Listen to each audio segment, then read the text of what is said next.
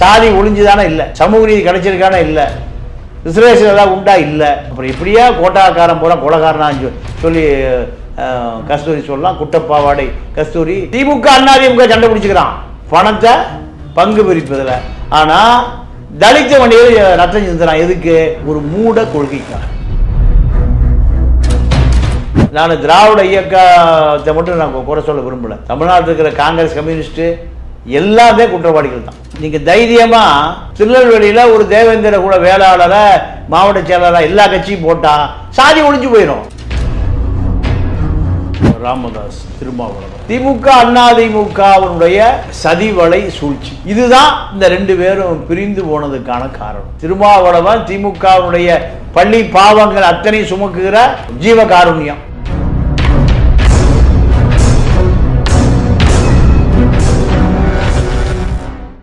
நேயர்கள் அனைவருக்கும் வணக்கம். இன்றைய நேர்காணலில் சிறப்பு விருந்தினராக நம்முடன் இணைந்திருப்பவர் மூத்த பத்திரிகையாளர் திரு தமிழா பாண்டியன் ஐயா அவர்கள்.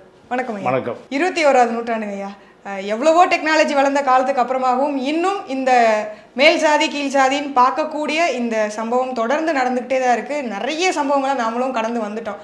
ஆனால் இப்போ சமீபத்தில் திரும்பவும் அதே மாதிரியான ஒரு சம்பவம் சேலம் மாவட்டத்தில் நடந்திருக்கு. தீவட்டிப்பட்டி கிராமம் திருவிழாக்களில் நடந்த ஒரு விஷயம் இருதரப்பு மோதலாக மாறி இருக்கு. இதை பற்றின உங்களுடைய கருத்து? இல்லை, இதற்கு இரண்டு காரணம். ஒன்று நீங்கள் ராமதாஸ், இரண்டாவது திருமாவளவன். இரண்டு பேரும் தான் இந்த இரண்டு சமூகத்தினுடைய தலைவர்கள். இந்த இரண்டு சமூக தலைவர்களும் இந்த பிரச்சனையில் மூல காரணம். எப்படின்னு கேட்டிங்கன்னா, நீங்கள் இதே திருமாவளவன் தான் ராமதாஸுக்கு தமிழ் குடிதாங்கின்னு பேர் வச்சார். ஒரு தலித் மரணமடைந்து விட்டார். அப்போ அந்த உடலை எடுத்துக்கொண்டு வன்னியர் வீதி வழியாக போக முடியாது. இந்த நிலை வந்த பொழுது அந்த தலித்தினுடைய உடலை எடுத்துக்கொண்டு வன்னியர் சமூக வீதிகளின் வழியாக நடந்து போனவர் ராமதாஸ். அப்போ சண்டைய சச்சரவை இல்லை. திருமாவளவனும் ராமதாஸும் ஒரே நேர்கோட்டில் பயணம் செய்தார்கள். வன்னியர் வேற தலித் வேறெல்லாம் ஒற்றுமையாக இருந்தான், சகோதரராக இருந்தார்கள். இன்னைக்கு என்ன நிலைமைனா, இந்த இரண்டு கூட்டணிகள் யாரோடு கூட்டணி இருக்கிறதோ இவர்கள் தான் வெற்றி பெற முடியும், திமுக அதிமுக. அப்போ திமுக அதிமுகவினுடைய சதிவலை சூழ்ச்சி, இதுதான் இந்த ரெண்டு பேரும் பிரிந்து போனதுக்கான காரணம். நீங்கள் இதில் திமுகவை நேரடியாக குறை சொல்லணும். திமுகவிடமிருந்து தான் இந்த கூட்டணி உடையுது. ஒன்று அதிமுக, ஒன்று திமுக. போன பிறகு ஒற்றுமையாக இருந்த ரெண்டு சமூகம் என்ன ஆகுது? பிரிஞ்சு போயிருக்கு. அப்போ ரெண்டு திராவிட கட்சிகள் தான் இவங்க ரெண்டு பேரும் பிரிச்சதுல மிகப்பெரிய பங்கு ரெண்டு பேருக்கு தான் பங்கு.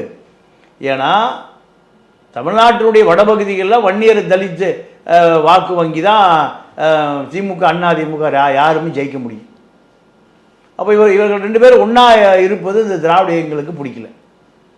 அப்போ என்ன பண்ணுறாங்க? ரெண்டு பேரையும் பிரித்தால்தான் நம்ம ஆட்சியை பிடிக்க முடியும், அதிகாரத்தை பிடிக்க முடியும். இதுதான் திமுக அதிமுகவுடைய சூத்திரம். அப்போ என்னாச்சு? அதிமுக பக்கம் யார் போயிட்டா? ராமதாஸ். திமுக பக்கம் சிறுத்தை போயிடுச்சு. திமுக அதிமுக சண்டை பிடிச்சிக்கிறான். எதுக்கு? பங்கு பிரிப்பதில், பணத்தை பங்கு பிரிப்பதில். ஆனால் தலித்த வண்டியில் ரத்தம் சிந்துறான். எதுக்கு? ஒரு மூட கொள்கைக்காக. அது என்ன கொள்கை? கோயில் அனைவருக்கும் பொதுவானது. நீ காலையில் போ, நீ மத்தியானம் போ, அவ்வளோதானே. ஒன்னா போனாலே என்ன பிரச்சனை வந்துடும்? காலையில மதியம் அதையுமே ஏன் பிரிச்சு பார்க்கணுங்க? நல்ல உங்களுடைய சிந்தனை, நல்ல சிந்தனை. ஒன்னா போங்க. இதுதானே பெரியார் சொன்னாரு. சாதி பெரிய நீங்க பாரதி அதுதான் பாடின. சாதிகளே இல்லையடி பாப்பா, உயர் தாழ்ச்சி இகழ்ச்சி சொல்லுதல் பாவம். ஆனால் 21ஆம் நூற்றாண்டில் மேல் சாதி கீழ் சாதி, ஒடுக்கப்பட்டவன் ஒடுக்கப்படுகிறவன் இப்படி இந்த தமிழ் சாதி பிரிஞ்சு போய் கிடக்கு. இதனுடைய விளைவு என்னன்னு கேட்டிங்கன்னா, நீங்கள் இங்கே விழுப்புரத்தில் மேல்பாதி கிராமம் இன்னும் அப்படி தான் இருக்குது. கோயில் அரசே பூட்டி சாவி வச்சுருக்கு. சாமி எங்கே இருக்கார்? கோர்ட்டில் இருக்கார். கடவுள் என்பவன் சாதி யாராவது சொன்னானா? கடவுள் நீ இந்த சாதி, நீ இந்த சாதி, நீ தள்ளி இல்லை, மனிதன் தான் பிரிக்கிறான். சனாதனம் தான் பிரிக்குது. இந்து சனாதனம் தான் பிரிக்குது. அப்போ இந்த சனாதனத்தை உடைச்சி எரியணுமா, எரியக்கூடாதா? மனிதனை சாதியாக பிரிக்கக்கூடிய சனாதன தர்மம்னு வட இந்தியாவில் சொல்கிறான். இங்கே அதெல்லாம் சொல்லவே முடியாது, யாரும் சொல்ல முடியாது. சனாதன தர்மம் என்று இங்கே யாரும் அதை நியாயப்படுத்தவே முடியாது. தமிழ்நாட்டை பொறுத்தவரை நீங்கள் வடக்க சிறுத்தைகளும் வன்னியர், தெற்க தேவேந்திர குல வேளாளர்களும் முக்குளத்தோடும் சண்டை. இந்த 2 சண்டை தான் தமிழ்நாட்டை நீங்கள் இழிவுபடுத்துகிறது. மற்ற மாநிலத்துக்கார என்ன பார்க்குறான்? தமிழ்நாட்டில் இரண்டு சாதி, அந்த பக்கம் 2 சாதி, இந்த பக்கம் 2 சாதி. நீங்கள் திராவிட இயக்கத்தை பொறுத்தவரை நீங்கள் தைரியமாக திருநெல்வேலியில் ஒரு தேவேந்திர குல வேளாளரை மாவட்ட செயலராக எல்லா கட்சியும் போட்டால் சாதி ஒழிஞ்சு போயிடும், கட்சியே அரசியல்லாம் போயிடும். அதே போல் வன்னியர் அதிகமாக இருக்கக்கூடிய பகுதிகளில் திமுக, அதிமுக யாரை போடணும்? ஒரு தலித்த மாவட்ட செயலாளரை போடணும். எப்படி போட விடுவாங்கய்யா? போடவே விட மாட்டாங்களே. இல்லை, அப்போ எதுக்கு கட்சி ஏமாத்திருக்கா? கட்சி சாதியை ஒழிக்கிறதுக்கு தானே கட்சி. சாதியை ஒழிப்பதற்கு தான் கட்சி, சமதர்மப்படுத்துவது தானே அரசியல். பெரியார் சிசியனுக்கு தானே இவர்களெல்லாம் பெரியார் தானே செஞ்சாரு. திமுக இல்ல, அதிமுக இல்ல, மற்ற எத்தனை கட்சிகள் வந்தாலுமே இங்க எல்லா கட்சிகளுமே சாதியை வச்சு தானே பெரிய அரசியலே பண்றாங்க. இல்ல அப்புறம் எப்படி ஒழிக்கிறதுக்கு? இல்ல, சாதி ஒழிப்பது தான் எங்களுடைய கொள்கை. திமுக சொல்லுது, அதிமுக சொல்லுது. சாதிகள் இல்லை, சாதி இருக்குன்னு சொல்லுங்களா பார்ப்போம். இந்த அதிமுக திமுக ஓட்டு போடுவானு பார்ப்போம். சாதி இருக்கா இல்லையா? இல்லைங்க, சாதியே இல்லைங்க. இதை திமுக அதிமுக சொன்னால் திமுக அதிமுக எவனும் ஓட்டு போட மாட்டான்னு சொல்கிறீங்க. சாதியை ஒழிப்பதற்காக தானே பெரியார் கட்சி ஆரம்பித்தார், இயக்கம் ஆரம்பித்தார். சாதி ஒழிப்பு போராட்டத்தை 1954 எல்லா ஜெயிலையும் நிறைய பேர் செத்து பாடியே வெளியே வராமல் சுடுகாடு எங்கே? சிறைக்குள்ளேயே சுடுகாடு. இந்த பெரியாருடைய பின்தொடர்ந்து வந்த கட்சி இன்றைக்கி என்ன நடக்குது? சாதி சண்டை கொளுத்தப்படுது, கொளுத்தப்படுது. அப்போ இதுக்கு யார் காரணம்? இந்த திராவிட இயக்கங்கள் தான். திராவிட முன்னேற்ற கழகம், அண்ணா திராவிட முன்னேற்ற கழகம் தான் காரணம். இவர்கள் யாரால் நீங்கள் சாதி காக்கப்படுகிறதோ அங்கிருந்து சாதி ஒழிக்கணும். அப்போ அவர்கள் என்ன பண்ணணும்? பெரும்பான்மையாக வாழக்கூடிய மக்கள் இருக்கக்கூடிய பகுதியில் தலித்த ஒன்றிய செயலாளர், நகர செயலாளர், மாவட்ட செயலாளர் போடணும். அவர்கள் ஏற்றுக்கொள்ளவே மாட்டார்களே ஐயா. எங்களை எப்படி ஆள்றதுக்காக இன்னொரு எங்களால கீழ் சாதின்னு சொல்லப்படக்கூடிய ஒரு நபர்ல இருந்து எங்களை ஆட்சி பண்ணுறதுக்கு ஒரு ஆள் எப்படி வரலாம் அப்படின்னு தானே கேள்விகள் எழும்.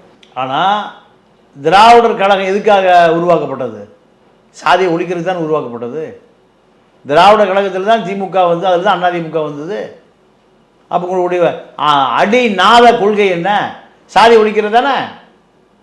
நீங்கள் அரசியலுக்கு போகணும், பதவி வேணும், மந்திரி ஆகணும்னா சாதி வேணும். அப்போது இவர்களை சாதி விரும்புகிறவர்களை இந்த மக்கள் அந்நியப்படுத்த முடியும். ஆனால் அதை செய்வதற்கு யாரும் தயாராக இல்லை. ராமதாஸ் திருமணம் ஒன்று சண்டை வரலையே, அன்னைக்கு கொடுத்துலையே அவனும். எந்த சண்டையில் 2 ஒன்றா உட்காந்துருந்தாங்களே. இன்றைக்கி 2 பேர் அடிச்சுக்கிறோம். அப்போ தப்பு யாருடைய தப்பு? தலைவருடைய தப்பு தான். இந்த மாதிரி அடிச்சுக்கும் போதும் கூட ராமதாஸ் அவர்கள் இப்போ வரைக்கும் இந்த சம்பவங்கள் பற்றி எதுவுமே பேசலையே. இல்லை, அவருக்கு இது அறுவடை செய்யலான்னு நினைக்கிறாரு. இந்த சாதி கலவரம் வந்தால் தான் இந்த வன்னிய சாதி நம்மகிட்ட வருவாங்க, நம்ம ஓட்டு போடுவான்னு நினைக்கிறார். இது ஒரு தவறான அணுகுமுறை. திருமாவளவனை பொறுத்த வரைக்கும் அந்த சமூகம் ஒடுக்கப்பட்ட சமூகத்திலிருந்து மீண்டு வர முயற்சி பண்ணுது.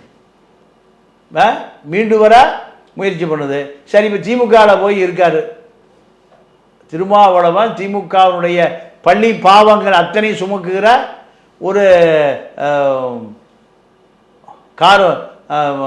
ஜீவகாருண்யம். திமுக செய்கிற தப்பை பூரா எங்கே போட்டுது இப்போ? முஸ்லீம்கள் ரொம்ப எதிர்ப்பாக இருக்கான் திமுக மேலே, அதையும் இவர் தான் தாங்குறாரு. கம்யூனிஸ்டுகள் எதிர்ப்பாக இருக்கா, அதையும் தான் தாங்குறாரு. பிஜேபி எதிர்ப்பாக இருக்கா, அதையும் இவர் தான் தாங்குறாரு. எல்லா தவறுகளையும் தாங்கி பிடிப்பவர், திமுகவுடைய தவறுகள் ஒட்டுமொத்த தவறுகளையும் தாங்கி பிடிப்பவர் யாருன்னா திருமாவளவன் தான். அப்போது திருமாவளவன் செய்கிற இந்த தப்பு தான் இந்த சாதி ஒழிப்பு நாடகம், திமுக போடுகிற நாடகம் ஒன்றும் பயன் தரவில்லை. இப்போ வரைக்கும் இந்த சம்பவம் இவ்வளோ பெருசாக பேசப்பட்டு இருக்கு. ஆனால் இதை பற்றின விஷயங்களை தலைவர்கள் யாருமே அந்தளவுக்கு பெரிதாக கையில் முன்னெடுத்ததா தெரியலையா? ஏன்னா இந்த விஷயத்தை கையில் எடுத்தால் ஓட்டு போயிடும். எந்த ஓட்டு? மேல் சாதி ஓட்டு போயிடும். கீழ் சாதி பாவம், அவன் ஒடுக்கப்பட்டவன் பாவம், அவன் யாருக்கு ஓட்டு போடுறதுன்னு தெரில. அவனை இந்த அரசியல் கட்சி என்ன பண்ணுறான்? 200 300 வச்சுருக்கான். 200 300 கொடுத்தா அந்த மக்கள் ஓட்டு போட்டு போயிடுவான் அப்படின்னு இந்த அரசியல் கட்சி தலைவன் நினைக்கிறான். ஏன்னா சாதியை ஒழிங்க, சாதி கட்டமைப்பை தகர்க்கணும், இதுக்கான எந்த முயற்சியும் இல்லை. காங்கிரஸ் ஆகட்டும், கம்யூனிஸ்ட் ஆகட்டும், திகாவாகட்டும், திமுக ஆகட்டும், அதிமுக சாதி கட்டமைப்பை வச்சுருக்க என்ன திட்டம் வச்சுருக்கேன்? சாதியை ஒழிக்கிறதுக்கு என்ன திட்டம் வச்சுருக்கேன்? எத்தனை மாநாடு போட்டேன்? எத்தனை சாதி தலைவனை கூப்பிட்டு சாதியே இல்லையா? கடுமையான சட்டம், பிசிஆர் சட்டம். அவனை கீழ் சாதின்னு சொன்னீங்கன்னா அப்படியே நேரம் ஜெயிலுக்கு போவார். இப்படி எத்தனை பேர் சிறைக்கு போட்டீங்க? அப்படி இல்லையே. அப்போ உங்களுக்கு என்ன தேவை? அந்த சேரி மக்கள் எதுக்கு தேவை? ஓட்டு போடுறதுக்கு ஓட்டு வங்கியாக வச்சுருக்கேன். எத்தனை ஆண்டு காலம்? அடுத்த தலைமுறை வந்துட்டான், அவங்க இப்போ அவங்க ஓட்டே போடுறதில்ல. 70% தான் ஓட்டு போடாது, 30% ஏன் போட்டாலும் அந்த மக்கள் தான். ஏன்னா இந்த வாக்கு சீட்டினால் எந்த மாற்றத்தையும் கொடுக்க முடியல. அவங்க அப்பனை அடிமையாக இருந்தான், மகனை அடிமையாக இருக்கான், நாளைக்கு யார் அடிமையாக இருப்பா? பேரனை அடிமையாக இருக்கான். சரி அடையாளம் தானே. அதனால் அவனுக்கு கல்வி போனால் சேரி அடையாளத்தை மாறி அவன் எங்கே போவான்? நகரத்தை நோக்கி போவான். அந்த சாதி அடையாளத்தை மாற்றுவான். இதுக்கு இந்த அரசாங்கங்கள் எந்த திட்டமும் வைத்திருக்கவில்லை. அதுதான் ரிசர்வேஷன், அதுதான் சமூக நீதி. தந்தை பெரியார், அம்பேத்கர் போனவெல்லாம் போராடி பெற்ற உரிமை என்ன? சமூக நீதி, ரிசர்வேஷன். இதைத்தான் கஸ்தூரி கோட்டாவில் வந்த பயில பூரா கொலகார பயிலுங்க அந்த அம்மா. அப்போ ரிசர்வேஷன் என்ன நடக்குதுன்னு தெரியல. சேலத்தில் ரிசர்வேஷன் இருந்தால் அவங்க குளிச்சிருப்பானா? சமூக நீதி, சமத்துவம், ஜனநாயகம் என்பது ஒடுக்கப்பட்டவனுக்கு கிடையாது. அவன் அப்படியே தான் இருக்கான். எத்தனை வருஷமா? இந்தியா சுதந்திரம் அடைஞ்சு இப்போ அது ஒரு 50 47 இது ஒரு 75 வருஷமா, 75 வருஷமா அவனுக்கு எந்த மாற்றம் கிடைக்கல. சாதி ஒழிஞ்சுதானே இல்லை, சமூக நீதி கிடைச்சிருக்கானே இல்லை, ரிசர்வேஷன் எல்லாம் உண்டா இல்லை. அப்புறம் இப்படியா கோட்டாக்காரன் பூரா கொலகாரனான்னு சொல்லி கஸ்தூரி சொல்லலாம், குட்டப்பாவாடை கஸ்தூரி. அப்போது தாழ்த்தப்பட்ட மக்களுக்கான உரிமை போராடிட்டே இருக்கான், ரத்தம் சிந்திட்டே இருக்கான், குடிசை தீ எரிஞ்சிட்டே இருக்கு. ஏதோ ஒரு விதத்தில் இது அடுத்தடுத்த தலைமுறைகளுக்கு கடத்தப்படுறதுல எது முக்கியமான பங்கு வகிக்குதுன்னு நீங்கள் நினைக்கிறீங்க? இந்த திராவிட அரசியல் தான். தமிழ்நாட்டில் இப்போது பெரிய அதிகார பலம் திராவிட அரசியல் தான். திமுக அதிமுக மாறி 5 வருஷம். சாதி ஒழிப்புக்கான திட்டம் என்ன வச்சுருக்க? அரசும் உங்கள்கிட்ட இருக்குது, அதிகாரி உங்கள்கிட்ட இருக்கான், போலீஸும் உங்க இருக்குது, சட்டம் உங்க இருக்குது. சட்டசபையில் தீர்மானத்தை நிறைவேற்ற முடியும். யாருக்கு ஆதரவா? அதை ஒடுக்கப்பட்டவனுக்கு. புதுக்கோட்டை வேங்கை வயலில் அந்த தாழ்த்தப்பட்ட மக்கள் குடிக்கிற குடிநீர் தொட்டி, அதில் என்ன நடந்தது? மலத்தை கலக்கி உருவார்கள், அதை குடிச்சிட்டு இருந்திருக்கான். ஒரு மருத்துவர் சொல்கிறார், ஏதோ சாக்கடை கலக்கிறியா, போய் பாரியான்னு. தொட்டியில் ஏறி, குடி தண்ணி தொட்டியில் ஏறி பார்த்தா மலம் கிடக்குது. அப்போ அவனுடைய நிலைமை எப்படி இருக்குன்னு பாருங்கள். அந்த ஒடுக்கப்பட்ட மக்கள் வாழ்நாள் பூரா ஒடுக்கப்பட்டே இருக்கான். அவனுடைய சந்ததி ஒடுக்கப்படுது. அந்த தண்ணி எத்தனை வயசு குழந்தை குடிச்சிருக்கோம்? 7 வயசு குழந்தை குடிச்சிருக்குமா? அப்போ அவனை இந்த சாதி அந்த தீயால் பொசுக்கப்படுகிறான். இதுக்கு நான் திராவிட இயக்கத்தை மட்டும் நான் குறை சொல்ல விரும்பலை. தமிழ்நாட்டில் இருக்கிற காங்கிரஸ், கம்யூனிஸ்ட்டு எல்லாமே குற்றவாளிகள் தான். ஏன்னா இவர்கள் வேங்க வயலில் போய் யார் அந்த ஒடுக்கப்பட்ட மக்களோ அவன் போலீஸே விடலை, திமுக விடலை, அங்கே போயிடாத கலவரம் வந்துடும். இல்லை, அது தாழ்த்தப்பட்ட மக்களுக்கு சப்போர்ட்டாக போய் இந்த அரசு கிளம்புறனா தான் அவன் பயப்படுவான், ஆதிக்க சாதி பயப்படுவான். இந்த மிரட்டலுக்கு நான் அந்த மக்களுக்கு பின்னாடி நிற்போம்யா, இதுதானே அரசியல். உன்னுடைய அரசியல் தாழ்த்தப்பட்ட மக்களுக்கு நீதி கிடைப்பதானே உன்னுடைய அரசியல். கம்யூனிஸ்ட் அரசியல், காங்கிரஸ் அரசியல், எல்லா அரசியல் அதுதானே. எந்த கட்சியும் அங்கே போலியே, வேங்க வயல் பக்கம் எங்கேயும் போகல. இப்போ என்ன நடக்குது, சேலத்தில் ஆரம்பிச்சிருச்சு. வேங்க வயலில் போயிருந்தால் சேலத்துக்கு தைரியம் வந்திருக்குமா? வேங்க வயலில் ஒரு 10 பேர் நேராக குண்டை சேலத்தில் அடைக்கப்பட்டிருந்தா சேலத்தில் வந்து தைரியம் வந்திருக்குமா?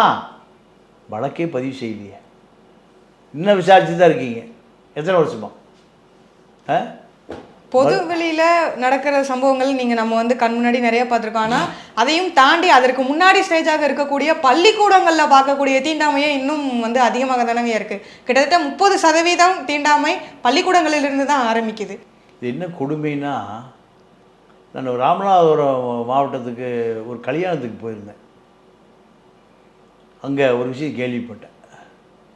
பள்ளிக்கூடத்தில் நீங்கள் பள்ளிக்கூடத்துலேயோ கல்லூரியிலையோ தன் சார்ந்த இளைஞனை தான் அந்த பெண்ணு விரும்பணும். அதே அந்த இளைஞனை அதே சமூகத்து பெண்ணை தான் அவன் விரும்பணும். வேற்று சாதி பெண்ணோ ஆணோ ஒருவர் விரும்பினாலும் சரி, பழகினாலும் சரி, என்ன பண்ணுவான்? கொடூரமான கருணை கொலை செய்யப்படும். நீங்க அதாவது இது கருணை கொலைங்கிறத விட ஆணவ கொலைன்னு சொல்லலாம். ஆமா, கருணை கொலைன்னு சொல்ல முடியும், ஆணவ கொலை தான். அவங்க தரப்பு சொல்றது, எதிரி தரப்பு சொல்றது கருணை கொலை. இது வந்து உண்மையாவே ஆணவ கொலை தான். அதுக்கு கௌரவ கொலைன்னு அவங்க ஒரு பேர் வச்சிருக்காங்க. இது அப்போ சாதியை ஒழிப்பதற்கான முயற்சியே இல்லை எங்கேயுமே. இது பெரிய அதிகார பலம் உள்ள திமுக சட்டசபையில் பலம் இருக்குது, நாடாளுமன்றத்தில் பலம் இருக்குது. ஒரு கடுமையான சட்டத்தை போடணும், பிசிஆரை விட கடுமையான சட்டம். தாழ்த்தப்பட்ட மக்கள் எங்காவது பாதிக்கப்பட்டால், மேட்டுக்குடியால், ஆதிக்க சாதியால், அவர்களை குறைந்தபட்சம் 2 வருஷம் பெயிலே கிடையாது, போடுங்க. எவனா சண்டைக்கு போவானா? சட்டம் போடுறதை விட இங்கே அதை நடைமுறைப்படுத்துறது தானே நிறைய சிக்கல் இருக்குது. சட்டம் ஏகபோகமாக இருக்குது, ஆனால் அது நடைமுறையில் எந்த அளவுக்கு சாத்தியமாகுது அப்படிங்கிறது தானே ரொம்ப முக்கியமான விஷயம். இல்லை, அதாவது சட்டம் போடுவதோடு மட்டும் இல்லை, சாத்தியப்படுத்தும். திராவிட இயக்கம் 2 திராவிட இயக்கம் நினைச்சா சாத்தியப்படுத்த முடியும், ஆனால் அவர்கள் செய்வதில்லை. அதுதான் இப்போ பிரச்சனையே. அப்போது திமுக அதிமுக 2 ஒரே ஸ்டாண்டில் தான் இருக்குது அந்த விஷயத்தில். என்ன காரணம் கேட்டிங்கன்னா, இவர்களுக்கு மேட்டுக்குடி வாக்கு தனக்கு வேணும். கீழ் சாதி காசு கொடுத்தா ஓட்டு போட்டுருவான். ஒடுக்கப்பட்ட மக்கள் என்ன பண்ணுவான்? வாக்கு வங்கியா மட்டும்தான் பணம் கட்ட கொடுத்தா ஓட்டு போட்டுருவாயா. அவனால் நமக்கு எந்த பிரச்சனை இல்லை. இப்படி அது எல்லா அரசியல்வாதியும் ஒரு முடிவுக்கு வந்துட்டான். இதனால தான் சாதி ஒழிப்பு ஒரு பெரிய தேக்கம். சாதி ஒழிப்புக்கான இயக்கமே இல்லை, எல்லாம் வந்து லட்டர்பேட் இயக்கமாக இருக்குது. அதனால் சாதி ஒழிப்பே தமிழ் தேசியம். ஒரே விஷயம், தமிழரசன் சொன்னது, வன்னியர் சமூகத்தை சேர்ந்த தமிழரசன் சொன்னது தான் சாதி ஒழிப்பே தமிழ் தேசியம். அப்படி தான் தமிழனை மீட்டெடுக்க முடியும்னா ஒரு சாதியை ஒழிக்கணும். இதுதான் பழனி பாபா சொன்னார். கொடூரமாக கொல்லப்பட்டார். எங்கே? பாலக்காட்டிலிருந்து வந்த ஒரு கையவனால் கொல்லப்பட்டார். அப்போ திட்டங்கள் இருக்குது, மக்களை ஏற்றுக்கொள்கிறான், நடைமுறைப்படுத்தக்கூடிய தலைவர்கள் இப்போ இல்லாமல் போயிட்டான். அதனுடைய விளைவு தான் சேலத்தில் கொட்டகாய் எரியுது, மேல்பாதி கிராமத்தில் கோயில் பூட்டப்படுகிறது. இதெல்லாம் அதனுடைய விளைவு தான். இதுக்கு ஒரு தீர்வு கண்டாக வேண்டிய தேவை, அவசர தேவை இப்போ வந்துருச்சு. இதை தீர்வு காணலைன்னா கண்டிப்பாக திமுக அதிமுக கூடி விரைவில் நீங்கள் அம்பலப்பட்டு போகும். இந்த மக்கள்கிட்ட இருந்து ஆட்சி அதிகாரத்துக்கு வர முடியாது. இல்லை, இது ஆட்சி அதிகாரம் எல்லாத்தையும் தாண்டி இப்போ இந்த சேலம் சம்பவத்திலையுமே கூட கோயில் திருவிழாக்கள்ல இருக்கிறது தான் பிரச்சனையா இருக்கு. ஏன்னா கோயிலுக்குள்ள விட மாட்டாங்க, இன்னமும் வந்து நாங்கள் கோயிலுக்கு வெளியில தான் இருக்கோம், உள்ள போக முடியல அப்படிங்கிறது தான் அங்கே இருக்கக்கூடிய பட்டியலின மக்களுடைய வருத்தமாக இருக்கு. இது மாதிரியான நிறைய விஷயங்கள் இன்னும் பல ஊர்களில் வந்து உள்ள விட மாட்டாங்க அப்படிங்கிறது தான். என்னதான் ஆலய நுழைவு போராட்டம் இது மாதிரியான விஷயங்கள் நடந்தாலும் இந்த மாதிரியான விஷயங்கள் நடக்கிறதுக்கான முக்கிய காரணமாக இது கட்சி தாண்டி இது வேற என்ன காரணங்களாக, சமூக காரணிகளாக நீங்கள் இருக்கும்னு நினைக்கிறீங்க? சனாதன கொள்கையை விட்டு இந்த மக்கள் வெளியேறிட்டான்னா அரசியல் கட்சி இந்த சனாதனத்தை உடைச்செறிஞ்சான்னா ஒரு அமைப்பு வேணும். அப்போது அந்த அமைப்பு யார்? திமுக அதிமுகவா? வலுவாக உள்ள அமைப்பு ரெண்டுமே. மற்ற எல்லாம் பலவீனமாக இருக்கான். திமுக அதிமுக நினைச்சா இதை முடிக்கலாம். ஆனால் திமுக அதிமுக ரெண்டுமே இதை நாங்கள் சேரி பக்கம் தான் நிற்போம் சொல்லுங்க. திமுக அதிமுக ரெண்டுமே எங்களுக்கு ஓட்டே வேண்டாம், இந்த வருஷம் நான் தேர்தல் நிற்கல, சேரி மக்களுக்கு ஏதாவது ஒன்றா நாங்கள் தான் முதல் நிற்போம். சேரி ஒழிஞ்சு போயிடும், சேரியே இருக்காது. படிச்சிருவான், வியாபாரம் பண்ணிடுவான், நிலப்படம் வாங்கிடுவான், அவனுடைய உழைப்பு பூரா கொள்ளையடிக்கப்படுத. அதனால் அவன் மீண்டும் மீண்டும் சாதியால் ஒடுக்கப்படுறான், பொருளாதாரத்தில் ஒடுக்கப்படுறான், கல்வியால் ஒடுக்கப்படுறான். பொருளாதாரத்தில் அவன் நகரத்துக்கு போயிடுவான், அது பூரா கெடுக்கப்படுது. நீங்கள் இன்னொரு பெரிய கொடுமையான விஷயம் தமிழ் மின்ட்டு நேயர்கள் வழியாக நான் மக்களுக்கு கொண்டு போய் சேர்க்கணும்னு நினைக்கிறேன். என்னென்னா, கிராமத்தில் ஒடுக்கப்பட்ட மக்கள் இருக்கான்ல, அவன் ஆடு வளர்க்கக்கூடாது, ஆடு மேய்க்கலாம். ஆடு யார் வச்சிருப்பா? மேல் சாதி வச்சிருப்பார். ஆடு இவன் போய் மேய்க்கணும். ஆனால் இவன் ஆடு வளர்க்கக்கூடாது. இவன் வளர்த்தா என்ன ஆகும்? இவன் ஒரு ஆடு நீங்கள் 8000 7000 விற்கிது. ஒரு ஆடு நீங்கள் ஒரு வருஷத்துக்கு 3 குட்டி போடுது, 10,000 வந்துடுது. அது 6 மாதம் போகும்போது 10,000 ரூபா அது விலை. 3 ஆட்டுக்குட்டி 30,000. கறி கிலோ இப்போ 800 விற்கிது. ஆட்டு வந்து இலையோட வந்து 400 ரூபாய்க்கு வாங்கிட்டு போகிறான். 10 கிலோ இருந்தால் 4000, 20 கிலோ இருந்தால் 8000. ஒரு 3 ஆடை விட்டு விற்றாண்டா 3 8000 எவ்வளவு? 27,000.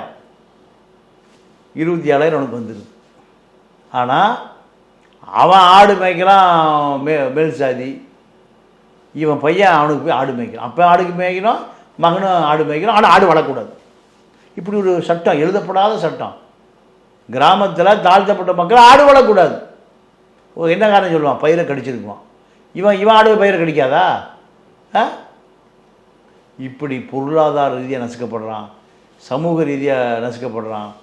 அதனால் இவனுடைய வாழ்க்கை கேள்விக்குறியாக மாறி இருக்கு. இதை தடுக்க வேண்டியது 2 கட்சிகளாக மாறி மாறி எப்போ 67 ஆட்சிக்கு வந்திருக்கு. வேற காங்கிரஸே வரலையே. அப்போ ஏன் உன்னால் சாதி ஒழிக்க முடியாது? பெரியாருடைய கொள்கை அதுதானே. அப்போ பெரியாரையும் ஒழிச்சிட்டீங்க, சாதி ஒழிப்பு கொள்கையும் ஒழிச்சிட்டீங்க. 2 திராவிட இயக்கங்கள். ஆக 2 திராவிட இயக்கங்கள் தான் அது முழு பொறுப்பு. உங்களுடைய நேரத்தை ஒதுக்கி எங்களுக்காக செலவிட்டமைக்கு நன்றிங்க. நன்றி, வணக்கம்.